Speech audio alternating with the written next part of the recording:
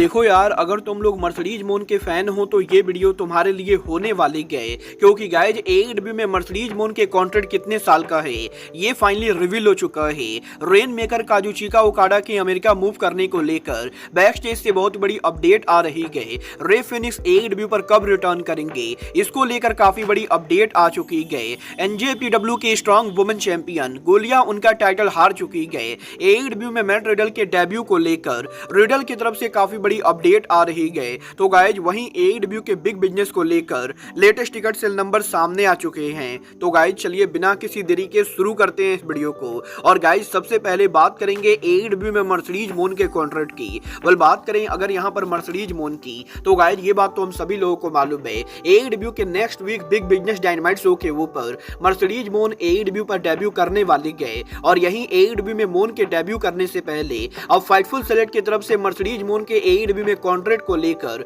काफी बड़ी अपडेट आ रही है। गाइज यहाँ पर फाइटफुल सेलेक्ट ने यह कंफर्म कर दिया है कि काजुचिका ओकाडा और मर्सिडीज मोन का एडब्ल्यू कॉन्ट्रैक्ट लगभग यहाँ पर सेम ईयर का कॉन्ट्रैक्ट है। और गाइज यहाँ पर ओकाडा के 3 साल के कॉन्ट्रैक्ट को साइन करने के बाद मर्सिडीज मोन ने भी लगभग 3 साल का कॉन्ट्रैक्ट साइन किया है, जिस कॉन्ट्रैक्ट के अंदर एडब्ल्यू कंपनी ने यह ऑप्शन रखा है कि वो यहाँ पर 3 साल के बाद चाहे तो मर्सिडीज मोन के कॉन्ट्रैक्ट को 1 साल और एक्सटेंड कर सकते गए। और गाइज टेक्निकली एडब्ल्यू के अंदर मर्सिडीज मोन आने वाले 4 सालों के लिए काम करने वाले गए। और गाइज एडब्ल्यू में मल्टी ईयर कॉन्ट्रैक्ट साइन करने के बाद मोन यहां पर एडब्ल्यू पर रेगुलर बेसिस पर काम करेंगी। वेल देखना बहुत ही दिलचस्प होने वाला है कि मर्सिडीज मोन के 4 साल के कॉन्ट्रैक्ट को साइन करने के बाद वो एडब्ल्यू के अंदर किन किन सोच पर काम करते गए। बट गाइज जहां तक बात रही मर्सिडीज मोन की, तो गाइज यही एडब्ल्यू के next week big business dynamite show के ऊपर अब जबकि मर्सिडीज मोन का डेब्यू होने वाला है, तो गाइज फाइनली यहां पर एडब्ल्यू के बिग बिजनेस के ऊपर अब यहां पर एडब्ल्यू के शो के लेटेस्ट टिकट सेल नंबर सामने आ चुके हैं।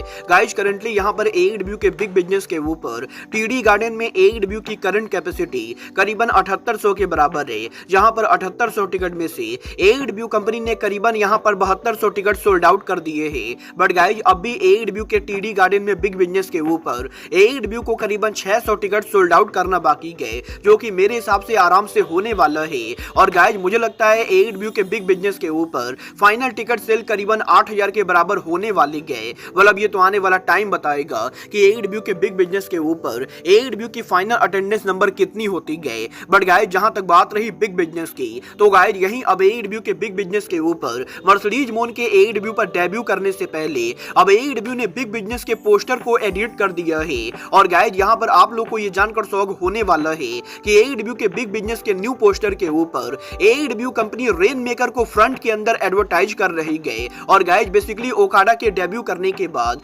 ओकाडा ऑलरेडी एडब्ल्यू के पोस्टर्स के ऊपर एडब्ल्यू के बिगेस्ट सुपरस्टार बन चुके गए। और एडब्ल्यू कंपनी यहां पर उनके अपकमिंग सोच के ऊपर रेन मेकर को यहां पर फ्रंट में एडवर्टाइज कर रही है। और गाइज यहां पर डेफिनेटली अगर यहां पर ओकाडा डब्ल्यूडब्ल्यूई को ज्वाइन करते तो डब्ल्यूडब्ल्यूई किसी भी कीमत पर ओकाडा को इस लेवल का स्पॉट नहीं देने वाली थी। और गाइज शायद ये वही रीजन है जिसकी वजह से रेन मेकर ने एडब्ल्यू कंपनी को ज्वाइन किया है। बट गाइज यही ओकाडा के अब एडब्ल्यू को ज्वाइन करने के बाद ओकाडा के अमेरिका मूव करने को लेकर काफी बड़ी अपडेट आ रही है। वेल गाइज ये बात तो मैं आपको ऑलरेडी बता चुका हूँ, जो भी रेसलर यहाँ पर डब्ल्यूडब्ल्यूई कंपनी को ज्वाइन करते गए उन्हें यहाँ पर फ्लोरिडा शिफ्ट होना पड़ता है। और गाइज यहाँ पर डब्ल्यूडब्ल्यूई कंपनी में काम करने के लिए रेसलर्स को परमानेंटली अमेरिका मूव होना पड़ता है। बट गाइज यहाँ पर एडब्ल्यू के अंदर ऐसे बहुत सारे रेसलर्स हैं जो एडब्ल्यू में काम करने के बाद भी उनके होम कंट्री के अंदर लिव करते गए। और guys will osprey, pack, Jamie header सहित मल्टीपल सुपरस्टार यहां पर एडब्ल्यू में काम करने के बाद भी उनके कंट्री यूके या जापान के अंदर रहते गए। और गाइज यहां पर ओकाडा के भी एडब्ल्यू को ज्वाइन करने का one of the biggest reason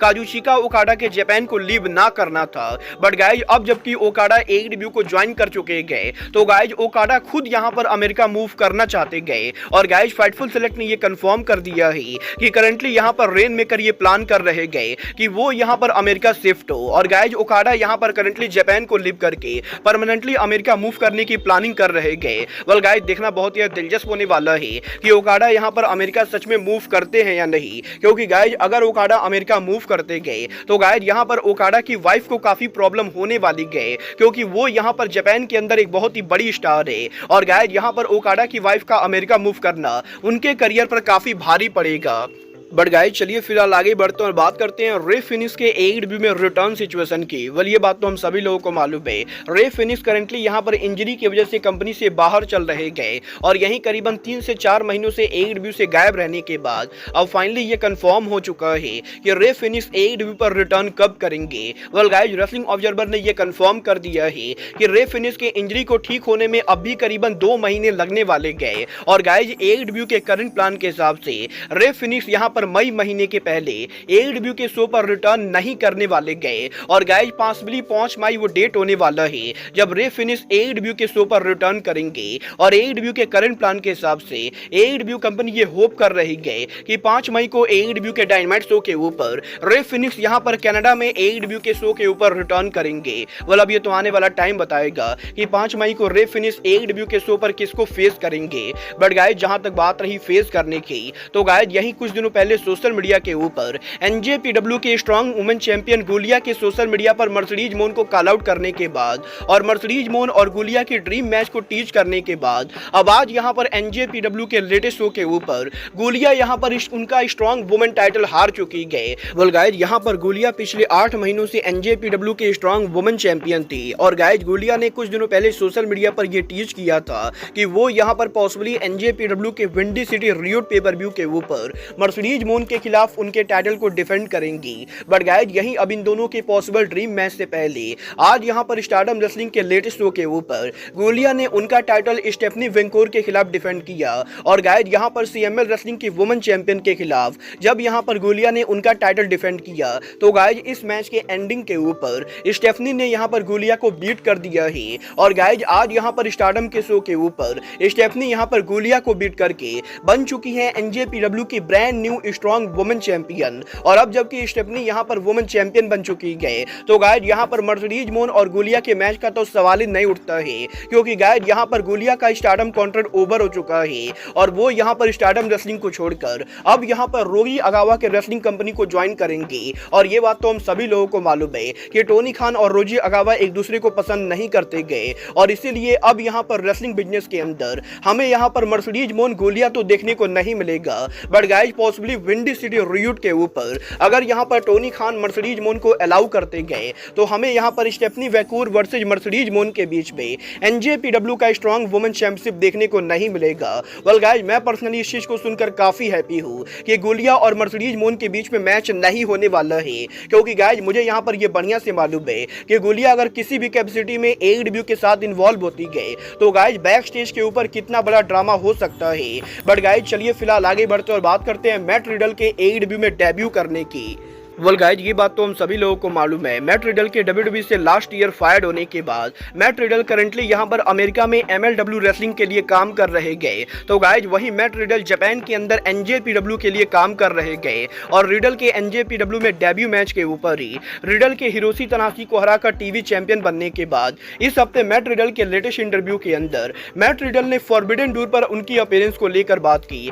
जहां पर रिडल का ये कहना है कि मैट रिडल यहां पर इस साल AEW और NJPW के फॉरबिडन डोर के ऊपर पॉसिबली यहां पर NJPW को रिप्रेजेंट कर सकते गए। और जब यहां पर रिडल से यह पूछा गया कि क्या वो यहां पर AEW को ज्वाइन करना चाहते गए तो गाइस यहां पर रिडल का ये कहना है कि वो यहां पर डेफिनेटली फ्यूचर में AEW और TNA जैसी कंपनीज के लिए काम करना चाहेंगे। बट गाइस करंटली यहां पर मैट रिडल का पूरा फोकस NJPW कंपनी के ऊपर है और गाइस यहां पर रिडल का ये कहना है कि पिछले 4 से 5 सालों तक टीवी कंपनी के लिए काम करने के बाद वो यहां पर अब कुछ टाइम के लिए टीवी कंपनी पर काम नहीं करना चाहते गए और इसीलिए वो यहां पर NJPW के अंदर जापान के अंदर उनके लेगेसी को बिल्ड करना चाहते गए। बट गाइस यहां पर इसका मतलब ये बिल्कुल भी नहीं गए कि वो यहां पर AEW के रिंग में स्टेप नहीं करेंगे, क्योंकि गाइस बहुत ही जल्द AEW और NJPW एक बार फिर से फॉरबिडन डोर करने वाले गए। और गाइस ऑस्प्रे ओकाडा और तमा तोंगा के लीव करने के बाद अब मैट रिडल और निक नेमिथ वो रेसलर होने वाले गए जो NJPW कंपनी को ओवर एरियाज में कैरी करेंगे।